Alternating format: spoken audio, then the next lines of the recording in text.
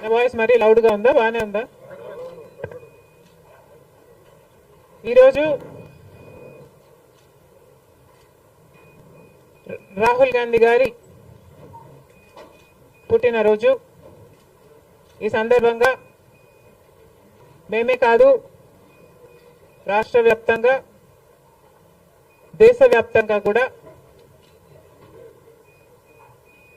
రాహుల్ గాంధీ గారి పుట్టినరోజు చాలా సంతోషంగా జరుపుకోవడం జరుగుతుంది.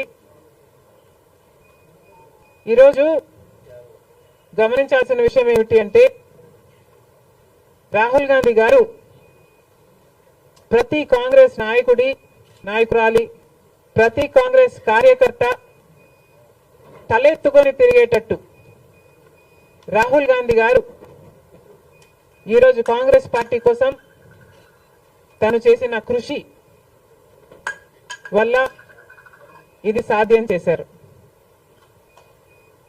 రాహుల్ గాంధీ గారు తన ఫైటింగ్ స్పిరిట్ తో ఎన్ని అవమానాలు వచ్చినా ధైర్యంగా ఎదుర్కొని ఈ సుదీర్ఘ ప్రయాణంలో తను ఎంతటి ఫైటరో నిరూపించుకున్నారు. ప్రజలతో తాను మమేకమైన విధానం అయితేనేమి, సమస్యల పట్ల తను స్పందించిన విధానం అయితేనేమి, ఇవన్నీ కూడా దేశంలోని ప్రజలందరూ గమనించారు. కాబట్టి ఈరోజు కాంగ్రెస్ పార్టీకి దేశవ్యాప్తంగా ఇంత పెద్ద పీట వేయడం జరిగింది. రాహుల్ గాంధీ గారు చేసిన పాదయాత్ర ఐక్యతను పెంచడానికి, సోదర భావాన్ని పెంపొందించడానికి, న్యాయం కోసం తను చేసిన పాదయాత్ర, సుదీర్ఘమైన పాదయాత్ర ఎంతో మంది గుండెల్లో కాంగ్రెస్ పార్టీ పట్ల ఆదరణ, గౌరవాన్ని పెంచింది. రాహుల్ గాంధీ గారు తాను చేసిన కష్టం వల్ల ఈరోజు కాంగ్రెస్ పార్టీకి ఇంత లాభం చేకూర్చారు అని ప్రతి కాంగ్రెస్ కార్యకర్త తలెత్తుకొని గర్వంగా చెప్పుకోగలం. అందుకని మనస్ఫూర్తిగా ఈరోజు మరొకసారి రాహుల్ గాంధీ గారికి we are all wishing him the very best in his future, along with wishing him a very happy birthday.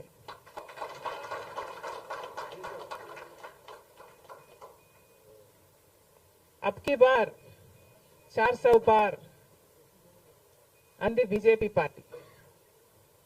అలాంటి పార్టీ కూడా ఈరోజు చిటికలు పడేటట్టు చేయగలిగింది రాహుల్ గాంధీ గారు, ఇండియా బ్లాక్. అందుకు గాను దేశ ప్రజలందరూ కూడా రాహుల్ గాంధీ గారిని అభినందించక తప్పరు.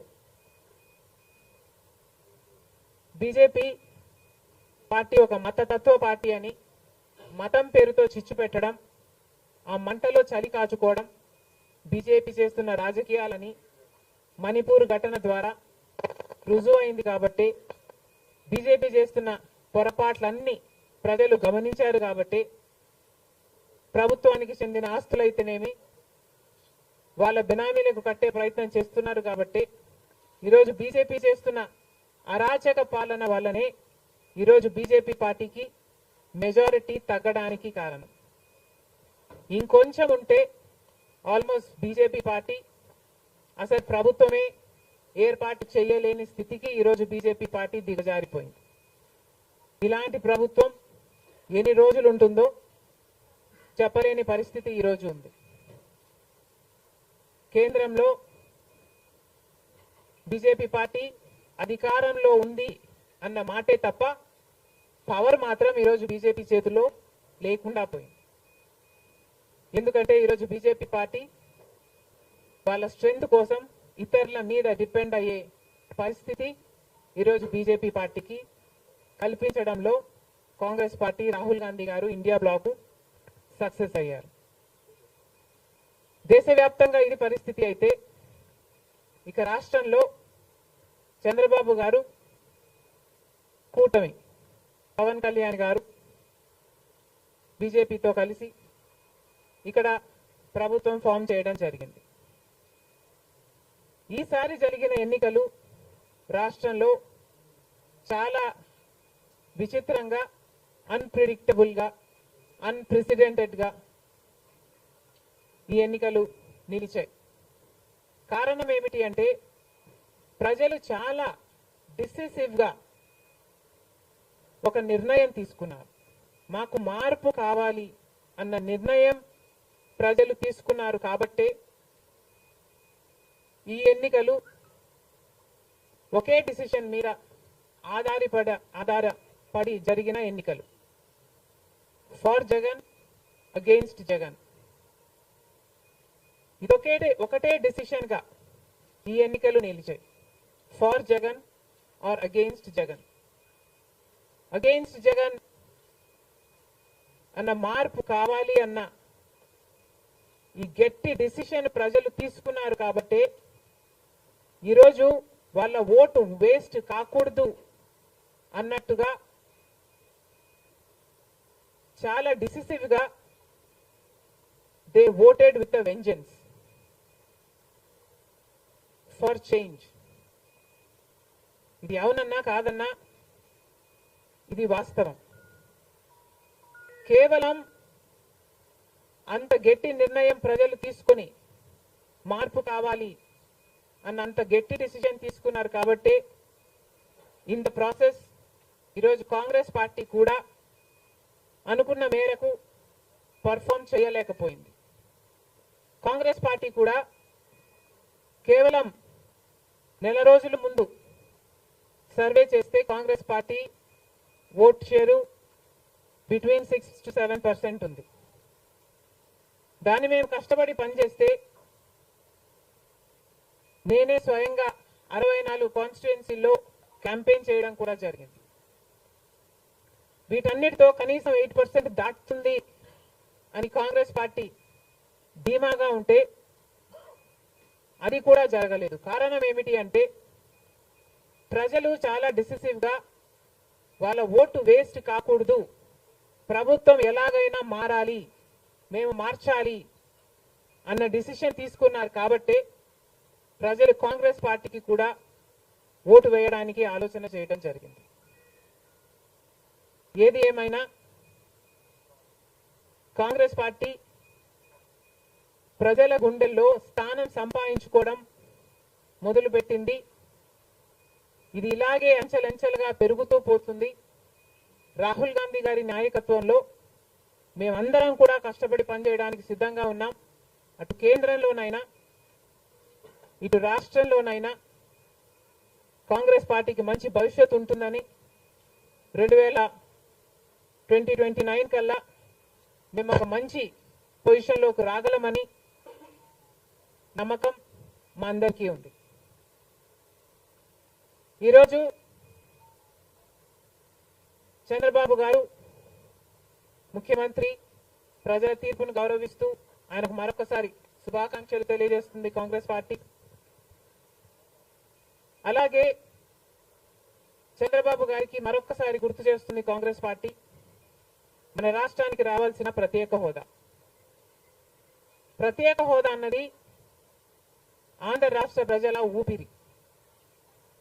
10 సంవత్సరాలుగా మోడీ గారు, బీజేపీ పార్టీ ప్రత్యేక హోదా విషయంలో ఆంధ్ర రాష్ట్రాన్ని, ఆంధ్ర ప్రజలను మోసమే చేశారు.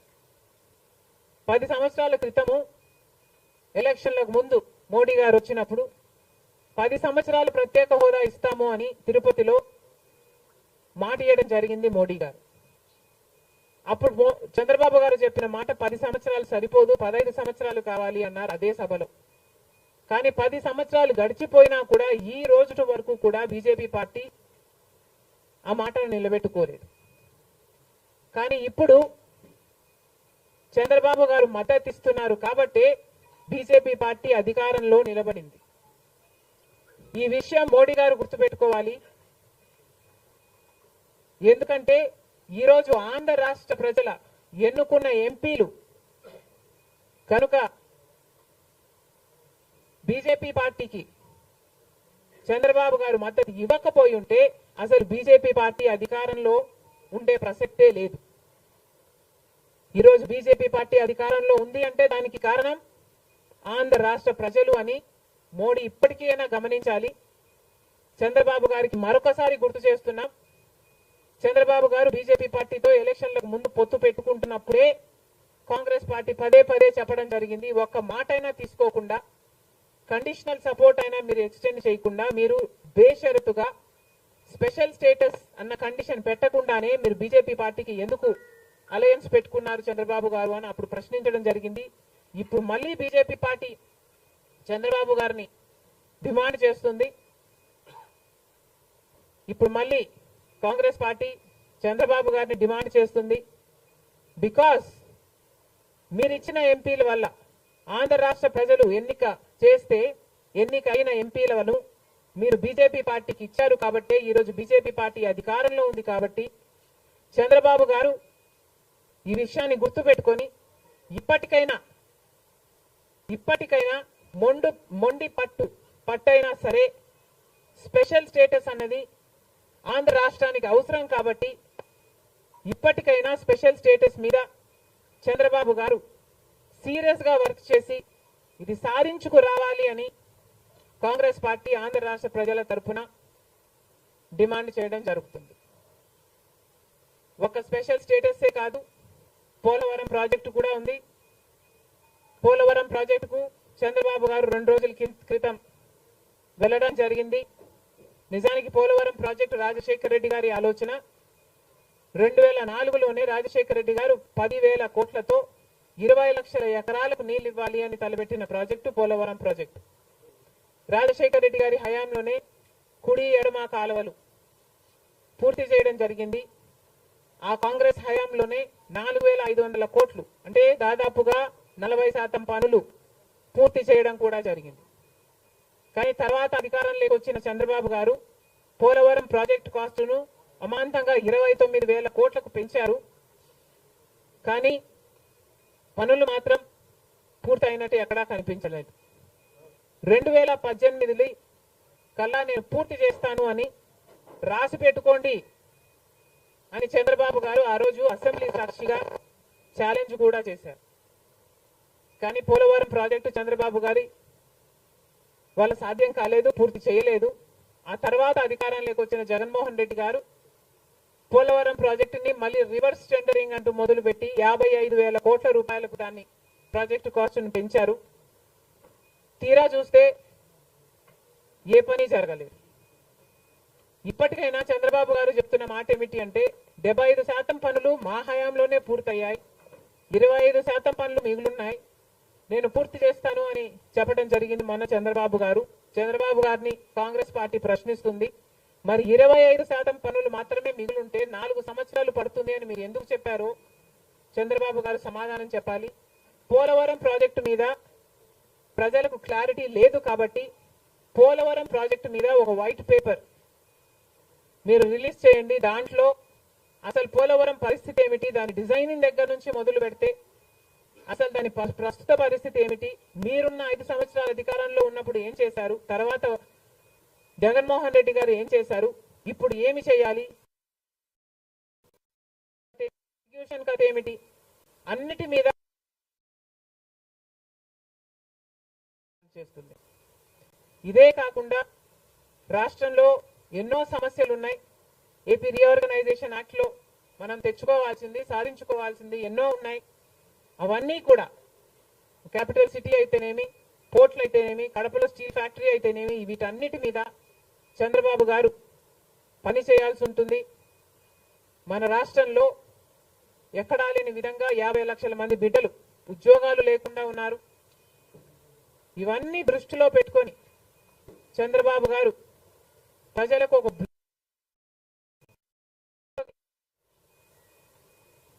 బాగుంటుందని కాంగ్రెస్ పార్టీ భావిస్తుంది.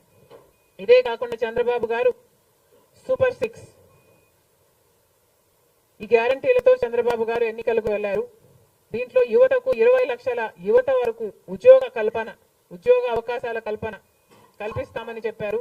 లేదా 3,000 రూపాయలు ప్రతి నెల ప్రతి నిరుద్యోగికి నిరుద్యోగ భృతి ఇస్తామన్నారు చంద్రబాబు గారు. అదే కాకుండా స్కూల్కి వెళ్లే పిల్లలకు ప్రతి విద్యార్థికి 15,000 రూపాయలు సంవత్సరానికి ఇస్తామని చెప్పారు. ప్రతి రైతుకి 20,000 రూపాయలు ఆర్థిక సహాయం ఇస్తామన్నారు. ప్రతి మహిళకు నెలకు 1,500 ఆర్థిక సహాయం, అంటే ప్రతి మహిళకి కూడా ఒక పెన్షన్ లాగా 1,500 ఇస్తామని చంద్రబాబు గారు మాటిచ్చారు. మహిళలకు ఉచిత బస్ ప్రయాణమే కాకుండా ఏడాదికి 3 గ్యాస్ సిలిండర్లు కూడా ఉచితంగా ఇస్తామని చంద్రబాబు గారు సూపర్ 6 లో ఇవ్వడం జరిగింది.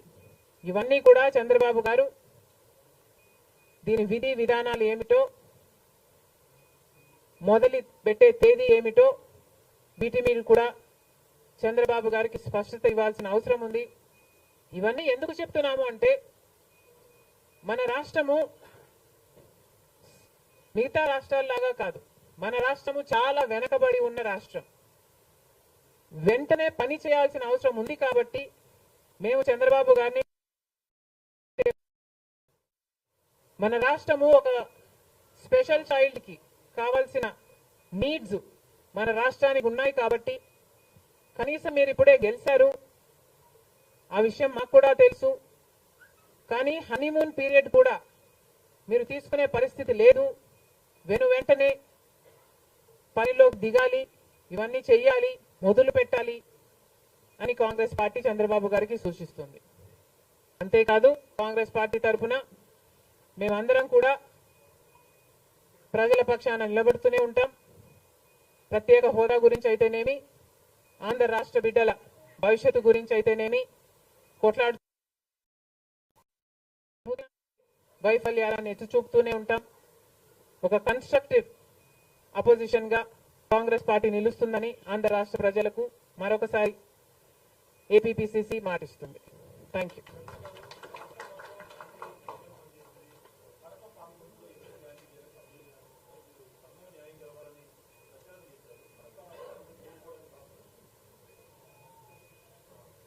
Kadapa situation is a different situation because కడపలో ఎంపీ ఉన్నాడు, ఎమ్మెల్యే ఉన్నాడు, అధికార పక్షం. అక్కడున్న ప్రజలు భయభ్రాంతులు గురై బ్రతుకుతున్న ప్రజలు. ప్రభుత్వానికి వ్యతిరేకంగా, అంటే యువజన శ్రామిక రైతు పార్టీకి వ్యతిరేకంగా పనిచేస్తే, ఓటేస్తామని తెలిస్తే మాకు వచ్చే స్కీములు పోతాయి, అవి కాకుండా మా మీద కేసులు పెడతారు, దాడులు చేస్తారు అన్న భయం కూడా ప్రజలలో ఉంది. ఓటుకి 3,500 రూపాయల నుంచి ఇవ్వడం జరిగింది. విచ్చలవిడిగా డబ్బులు ఖర్చు పెట్టారు, డబ్బులు పని చేయకపోతే బెదిరించారు, లేకపోతే కేసులు పెడతామని, స్కీములు తీసేస్తామని, ఇలాంటి ఎన్నో ప్రలోభాలకు కడప ప్రజలు గురయ్యారు. ఇవన్నీ కూడా పనిచేశాయి. నేను కడపలో గెలవకపోవడానికి కారణం టైం అనే నేను అనుకుంటున్నాను. బికాస్ నేను కడపలో తిరిగింది కేవలం 14 రోజులు మాత్రమే. 14 రోజులు క్యాంపెయిన్ చేశాము, మిగతా టైం స్టేట్ వైడ్ క్యాంపెయిన్ చేశాము. మేము 14 రోజులు ఎంత కష్టపడినా కూడా we were not able to cover most of the geographical area. చాలా మటుకు రూరల్ ప్రాంతాలలో కనీసం రాజశేఖర రెడ్డి బిడ్డ పోటీ చేస్తుంది అన్న విషయం కూడా చాలా మందికి తెలియలేదు. మేము పోటీ చేసింది కూడా ఎలాగైనా సరే మళ్ళీ హంతకులు, హత్య చేపించిన వాళ్ళు చట్టసభలకు వెళ్ళకూడదు అని ఉద్దేశంతో మాత్రమే పోటీ చేయడం జరిగింది. సరే, అది జరగకపోయి ఉండొచ్చు, కానీ ప్రజల కంటే పైన ఉన్నది దేవుడు. ఐఎమ్ వెరీ ష్యూర్ వాళ్ళ పాపం పండుతుంది, పండే రోజు కోసం దేవుడు కూడా ఎదురు చూస్తున్నాడని నా అభిప్రాయం.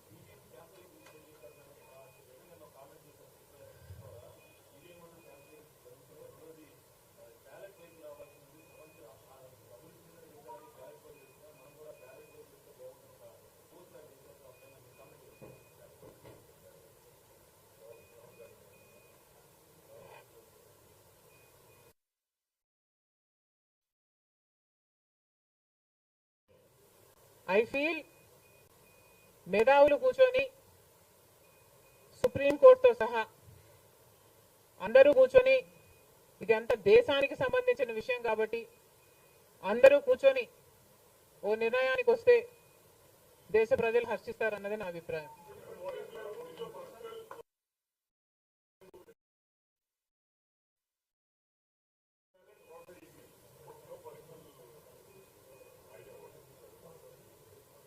How does it matter what I think personally?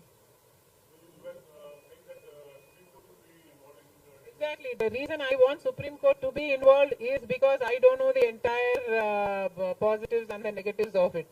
So there should be intellectuals, there should be the best of the judicial sitting and discussing over it and see the pros and the cons of it and then come to a decision is what I think. Because as of now, I do not have the entire information of the whole topic.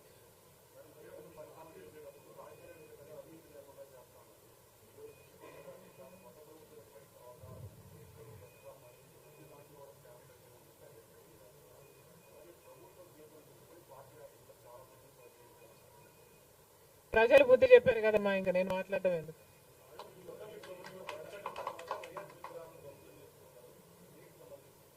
ఇది చాలా దారుణం, ఇది చాలా దారుణం. కేవలం ఒక party ఓడిపోయింది కాబట్టి రాజశేఖర్ రెడ్డి గారి విగ్రహాలని ధ్వంసం చేయడం అన్నది చాలా దారుణం.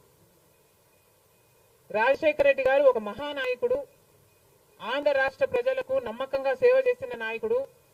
సేవ చేస్తూనే ప్రజల మధ్యలో నేను ఇంకా ఎంతో చేయాలి, సాధించాలి అని రచ్చబండకని బయలుదేరి వెళ్ళి చనిపోయిన నాయకుడు రాజశేఖర్ రెడ్డి గారు. రాజశేఖర్ రెడ్డి గారు లాంటి మహానాయకుడు చనిపోతే దాదాపు 7,000 మంది ప్రజలు ఆ బాధ తట్టుకోలేక, నిజాన్ని జీర్ణించుకోలేక ఆయన వెనకాలే చనిపోయారు.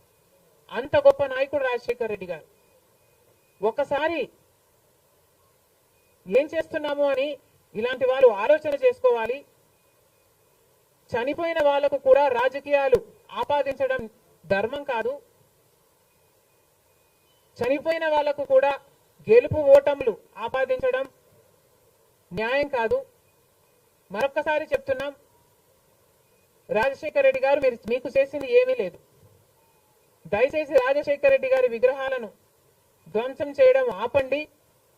మీరు చేశారని వాళ్ళు చేశారని మీరు, ఇలా ఒకరి మీద ఒకరు చేసుకుంటూ పోతే దీనికి అంతే ఉండదు. మళ్ళీ చెప్తున్నాం, మీకు ఇంకొకరికి తేడా ఉండాలి అంటే కొంచెం పేషెన్స్ ని పాటించాల్సిన అవసరం ఉంది.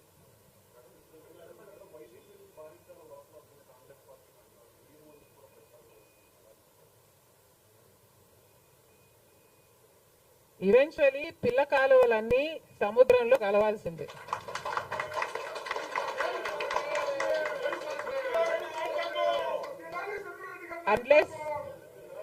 అన్లెస్ అవి ఎండిపోతే తప్ప.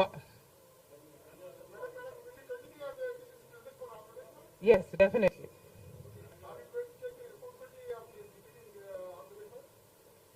There is no taking the responsibility of anything in Andhra Pradesh, because in Andhra Pradesh, Congress is the only party that has stood by the people and has fought for the special status. On the one hand, Mr. Chandrababu Naidu, who was Chief Minister for 5 years, neglected special status, and then Mr. Jagan Mohan Reddy became the Chief Minister and continued neglecting the special status. Congress party was the only party fighting for special status and for all the rights of the AP Reorganization Act. The people of Andhra know this, but they also know that their vote should not go to waste. And because they were very decisive, that they wanted change, they voted this time with a vengeance for change.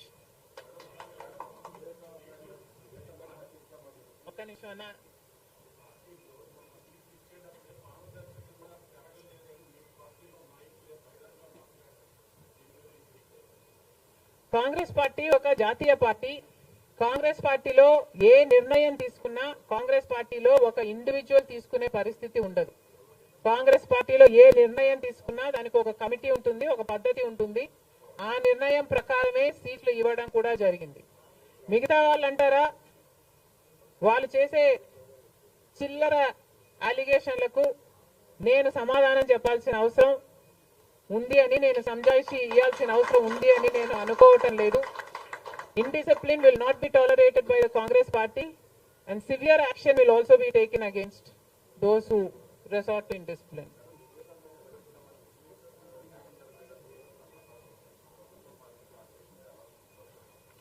న్యాయం జరుగుతుందన్న hope మాలో చాలా పెరిగింది.